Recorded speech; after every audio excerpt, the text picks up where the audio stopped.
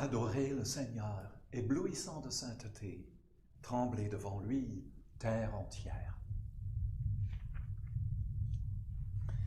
Page 78 du livre de la prière commune. We turn to page 78 of the Book of Common Prayer. Confessons les péchés que nous avons commis contre Dieu et notre prochain.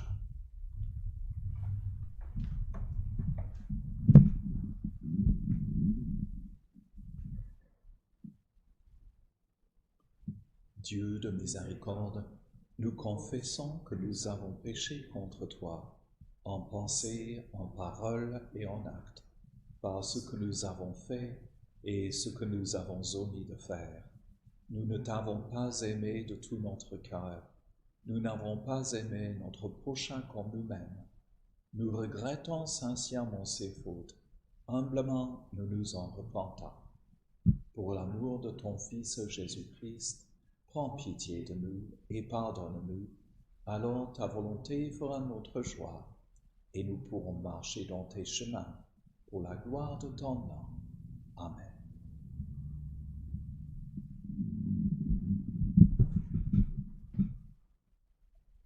Que le Dieu Tout-Puissant vous fasse miséricorde, qui vous pardonne tous vos péchés, par Jésus-Christ notre Seigneur, qui vous a permis en tout bien, et par la puissance de l'Esprit Saint, qui vous garde pour la vie éternelle. Amen.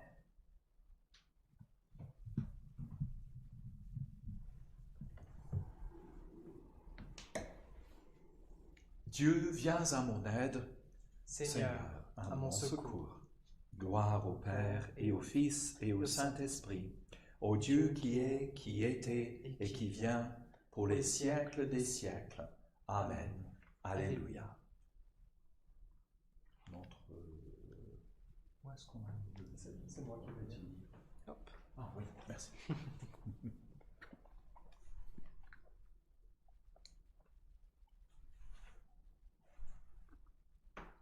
Dieu inconnu, ô toi qui es présence aux nuits de notre histoire, tu fais poindre en nos ténèbres l'espérance, brise les forces de la mort, de nos yeux, nous le verrons, Dieu inconnu. Jésus Seigneur, toi qui étais auprès du Père avant les siècles, par ton passage nous découvre le mystère. Trace un chemin dans notre vie. Sur tes pas, nous marcherons, Jésus Seigneur. Esprit de feu, ô toi qui viens prendre les hommes dans ton souffle, tu déploies dans leur faiblesse la puissance. Brûle d'amour les fils de Dieu. Dans ta joie, nous entrerons, Esprit de feu.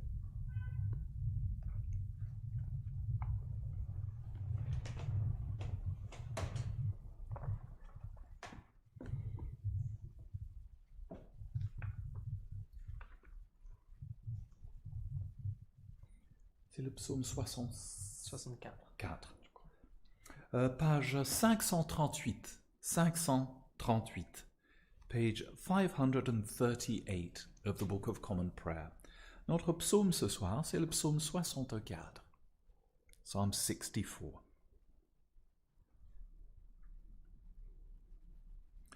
Écoute, ô mon Dieu, le cri de ma plainte. Face à l'ennemi redoutable, protège ma vie. Garde-moi du complot des méchants, à l'abri de cette meute criminelle. Ils affûtent leur langue comme une épée, ils ajustent leurs flèches, paroles empoisonnées. Pour tirer en cachette sur l'innocent, ils tirent soudain, sans rien craindre. Ils se forgent des formules maléfiques, ils dissimulent avec soin leurs pièges, ils disent « Qui les verra ?» Ils machinent leurs crimes. Notre machination est parfaite. Le cœur de chacun demeure impénétrable. Mais c'est Dieu qui leur tire une flèche. Soudain, ils en ressentent la blessure. Ils sont les victimes de leur langue. Tous ceux qui les voient hochent la tête. Tout homme est saisi de crainte. Il proclame ce que Dieu a fait. Il comprend ses actions. Le juste trouvera dans le Seigneur joie et refuge, et tous les hommes, au cœur droit, leur louange. Gloire au Père et au Fils et au Saint-Esprit, au Dieu qui est, qui était et qui vient, pour les siècles des siècles. Amen.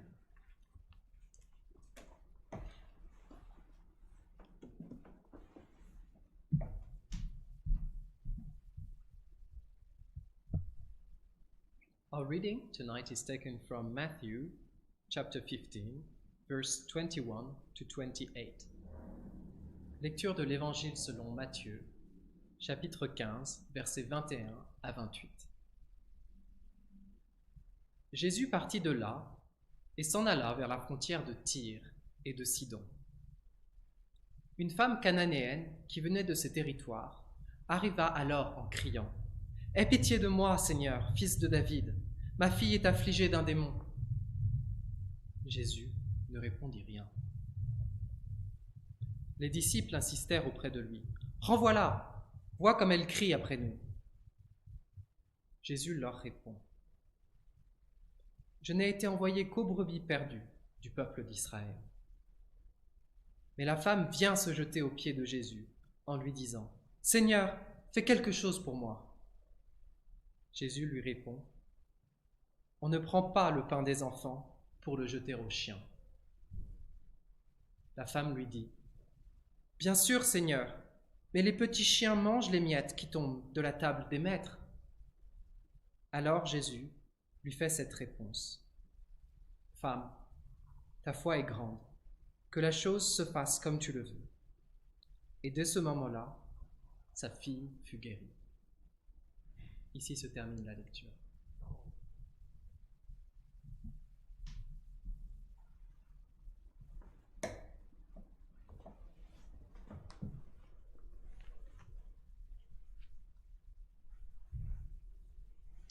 Page 81 du livre de la prière commune.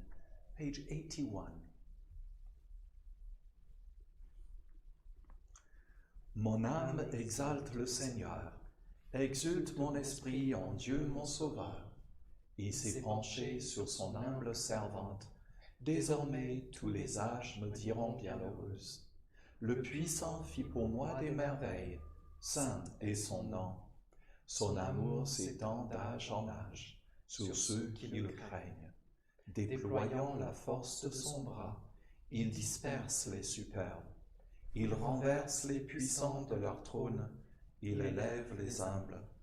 Il comble de bien les affamés, renvoie les riches les mains vides. Il relève Israël son serviteur, il se souvient de son amour, de la promesse faite à nos pères, en faveur d'Abraham et de sa race à jamais.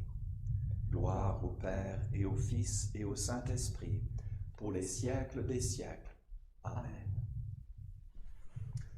Le Seigneur soit avec vous. Et avec ton esprit. Prions le Seigneur.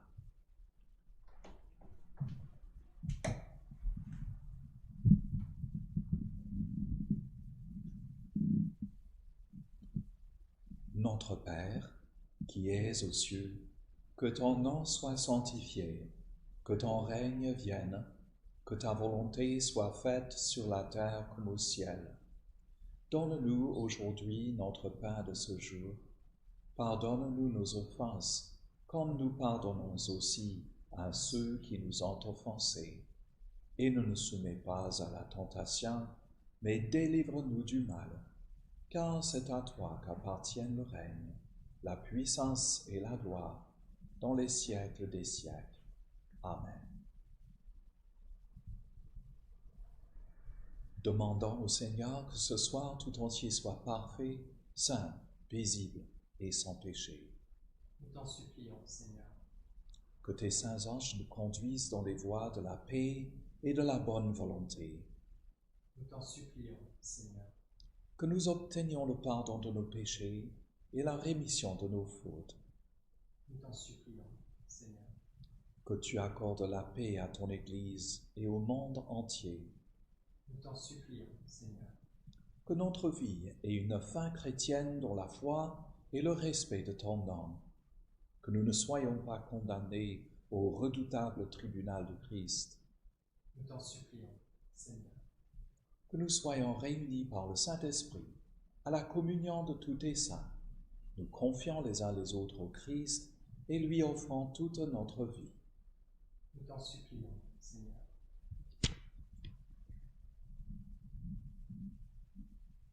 Ô Dieu, source de tout bien, inspire-nous de concevoir ce qui est juste et dans ta miséricorde, aide-nous à l'accomplir.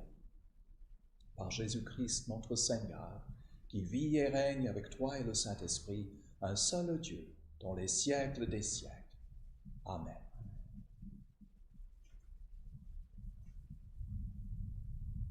Ô Dieu, qui nous fait désirer ce qui est saint, choisir ce qui est juste et accomplir ce qui est bon, donne à tes serviteurs cette paix que le monde ne peut donner, afin que nos cœurs s'attachent à tes commandements et que, délivrés de la crainte de tout ennemi, nous puissions vivre dans le calme et dans la tranquillité.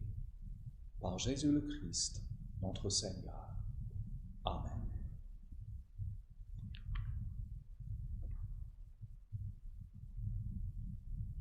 Ô Dieu, Père de tous, c'est ton Fils qui nous a commandé d'aimer nos ennemis.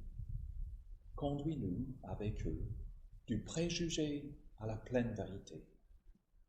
Libère-nous avec eux de la haine, de la cruauté et de la vengeance. Et autant qu'il te plaira, permets que nous nous présentions réconciliés devant toi. Par Jésus le Christ, notre Seigneur. Amen. Nous prions ce soir pour notre petite Église française du Saint Esprit, pour tous nos membres, nos fidèles, pour tous ceux qui travaillent pour l'Église.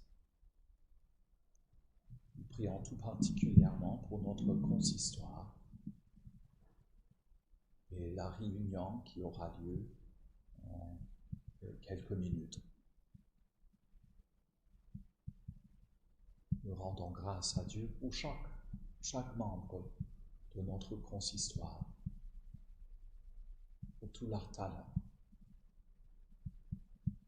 pour leur amour les uns pour les autres, pour leur amour pour toi et pour cette petite Église.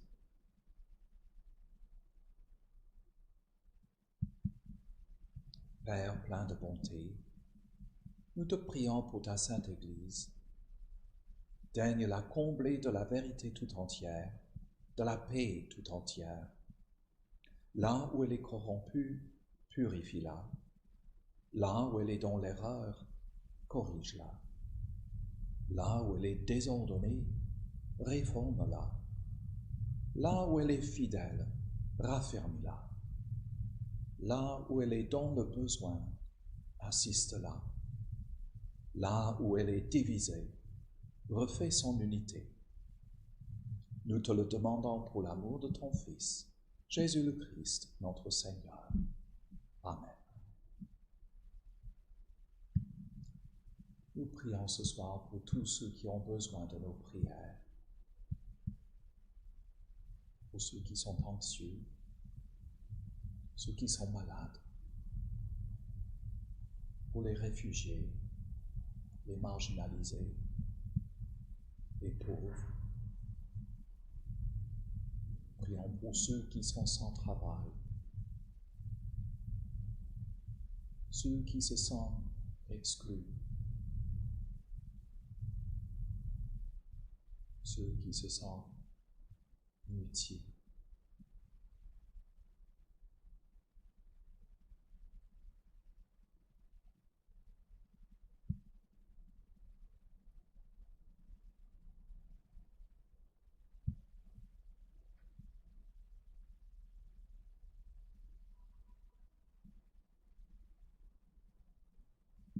Nous prions aussi pour tous ceux que nous aimons et que nous ne voyons plus. Et nous prions pour tous ceux qui sont en deuil en ce moment.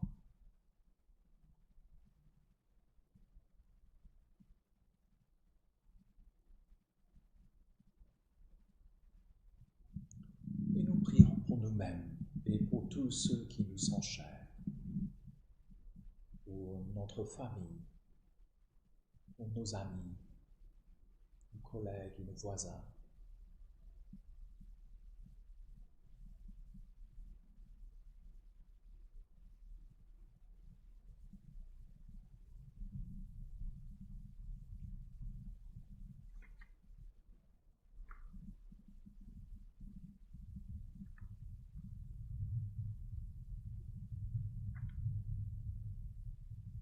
Dieu Tout-Puissant, nous confions ceux qui nous sont chers à ton amour, qui jamais ne faiblit, pour cette vie et pour la vie à venir. Car nous savons que ce que tu fais pour eux surpasse tout ce que nous saurions te demander. Par Jésus le Christ, notre Seigneur. Amen.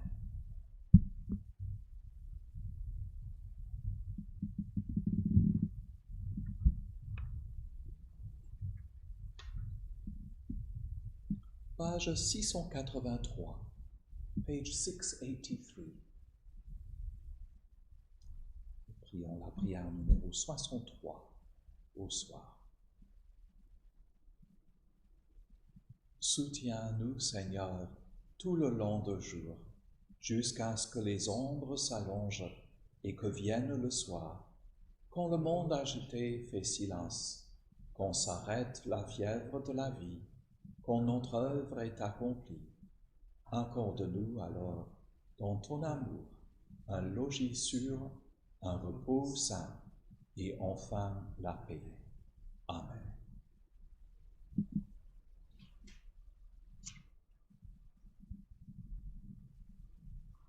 Ô Dieu qui manifeste dans tes serviteurs les signes de ta présence, envoie sur nous ton esprit d'amour, que ta grâce abondante augmente en nous dans le partage et le don.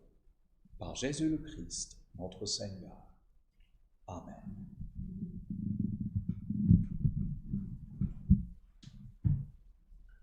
Bénissons le Seigneur. Nous rendons grâce à Dieu. Que le Dieu de l'espérance nous comble de joie et de paix, afin que nous débordions d'espérance par la puissance de l'Esprit Saint. Amen.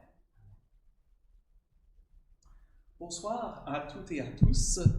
Ce soir, il y aura une réunion du consistoire en quelques instants, mais on a un peu de temps pour une petite lecture. Good evening, everybody. Welcome to the Little French Church of Saint Esprit for our service of evening prayer. It's a vestry meeting this evening, which starts at 6:30. I think we've got everything more or less ready, but we have a little time between now and then for a short reading this evening. Bon. I'm going to be reading the second story in the Heptameron of Marguerite de Navarre. What we've heard so far is that a group of people have become stranded at a remote monastery, an abbey, up a mountain in the south of France. There's been a flood, basically. The rain came down, it washed away all the bridges, it washed away some of the servants who were trying to get the luggage and everything else over those rivers, and we've ended up with rather an interesting selection of different people stranded in this abbey with a rather miserly abbot, and they're trying to build a bridge so that they can eventually leave the abbey and get back to their life of luxury in various different parts of France. So, this is story 2.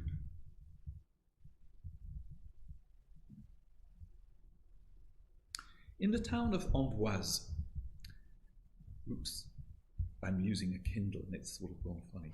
Here we go. I better put it here. Right. In the town of Amboise, there was a certain mule driver in the service of the Queen of Navarre, the sister of King Francis I, and it all happened while the Queen was staying at Blois, around the time when she gave birth to a son.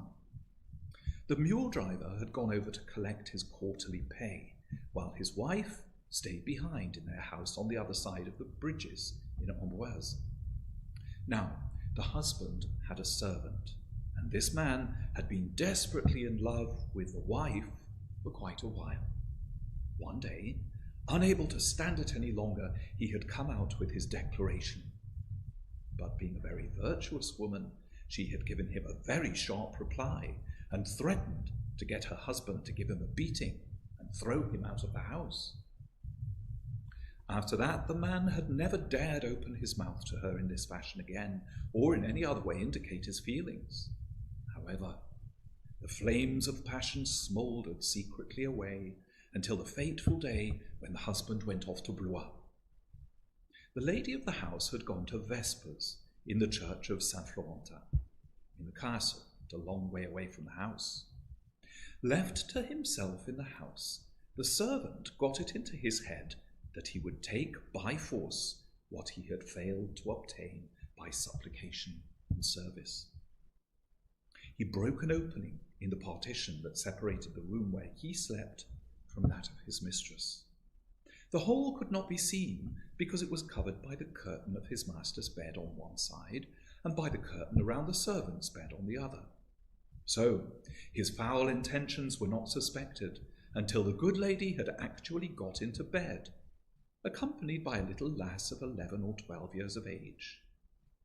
The poor woman had just fallen asleep when the servant jumped through the hole and into the bed with her, wearing nothing but his shirt and clutching his bare sword in his hand. The moment she felt him by her side, she jumped up and told him what she thought of him, like the virtuous woman she was. His love was no more than animal lust, and he would have to understand the language his mule spoke better than he understood the virtuous appeals to reason that she now made. Indeed, what he did next proved him even more bestial than the animals with whom he spent so much of his life. She ran too fast around the table for him to catch her, and was in any case so strong that she'd already twice managed to struggle free from his clutches. He despaired of taking her alive, and he stabbed her violently in the small of the back, thinking no doubt that the pain would make her surrender where terror and manhandling had failed. However, the very opposite happened. Just as a good soldier will fight back all the more fiercely if he sees his own blood flowing, so the chaste heart of this lady was only strengthened in its resolve to run and escape, falling into the hands of this desperate man. As she struggled to get away, she reasoned with him as well as she was able, thinking she might somehow bring him to recognize the wrongness of its acts. But by now he was worked up into a frenzy and was in no state to be moved by words of wisdom. He went on lunging at her with his sword while she ran as fast as she could to get away.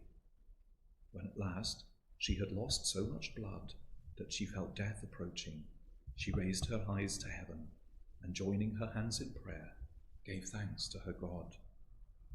"Thou art my strength, my virtue, my suffering, and my chastity," she prayed, humbly beseeching that he would receive the blood which, according to his commandment, was shed in veneration of the blood of his Son. For she truly believed that through him were all her sins cleansed and washed from the memory of his wrath. As she sank with her face to the floor, she sighed, "Into thy hands I commend my spirit that was redeemed by thy great goodness." Then the vicious brute stabbed her several times again, and once she could no longer speak, and all her physical resistance was gone, he took the poor defenseless creature by force. When he had satisfied his lusts, he made a speedy getaway, and in spite of all subsequent attempts to track him down, it has proved impossible to find him. The young girl who had been sleeping with the poor woman had been terrified and had hidden under the bed. Once the man had disappeared, she came out and went to her mistress. Finding that she was unable to speak and just lay there motionless, she ran to the window and called out for help from the neighbors. There were plenty of people in the town who were fond of her and thought highly of her, and they now rallied around immediately and fetched doctors to tend to her. When they examined her, they found 25 fatal wounds. They did what they could to help her, but to no avail. She lingered on for another hour, unable to speak, but indicating by movements of her eyes and gestures of her hands that her mind was still quite clear.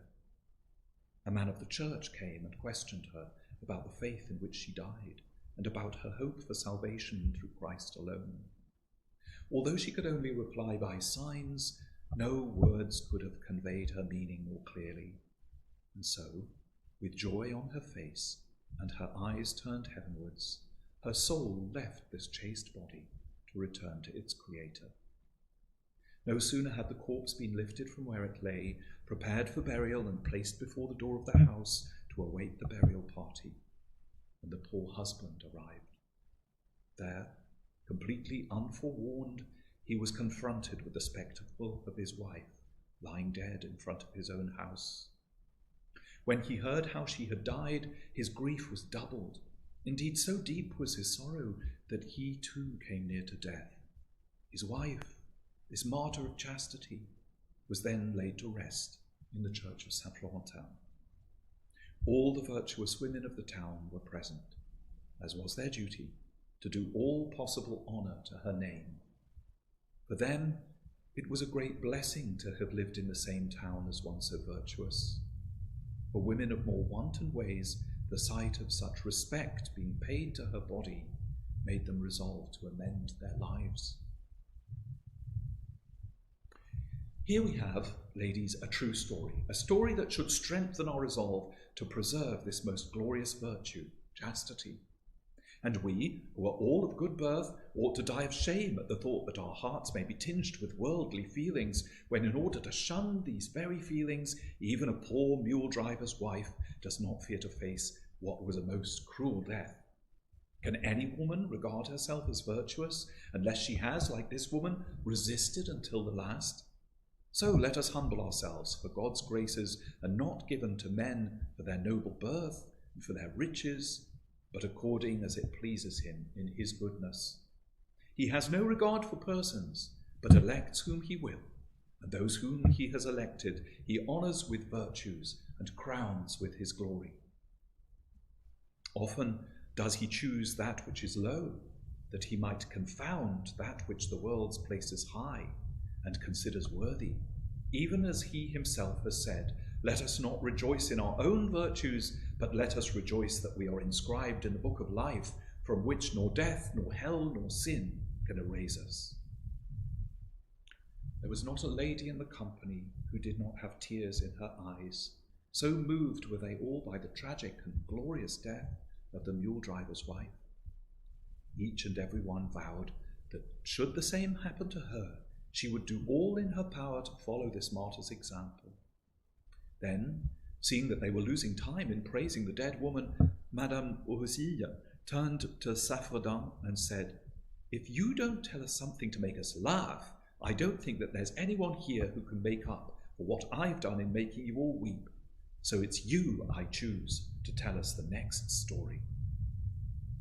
Saffredin replied that he would be only too happy if he could tell his companions, and a certain lady in particular, something to please them. But this would be unfair, since there were others, older and more experienced than he, who ought to be allowed to speak first. However, he finally agreed that since it fell to his lot, he may as well speak now. After all, the longer he delayed, the more competition he would have, and the worse his story would be judged. So you can see from these vignettes and stories that we don't just have a story that is sometimes, well, I think they're all supposed to be true. It rings too horrific to be other than true, I think. But afterwards there's a little discussion of the story that often leads you to think into the minds of those who were hearing it for the first time. There are many more stories in the book. Joyce and I are going to go through them a little bit and choose the ones that we think are going to work best for us here after the evening prayers. So thank you for joining us. Sleep well, may your dreams be sweet, and we'll see you in the morning.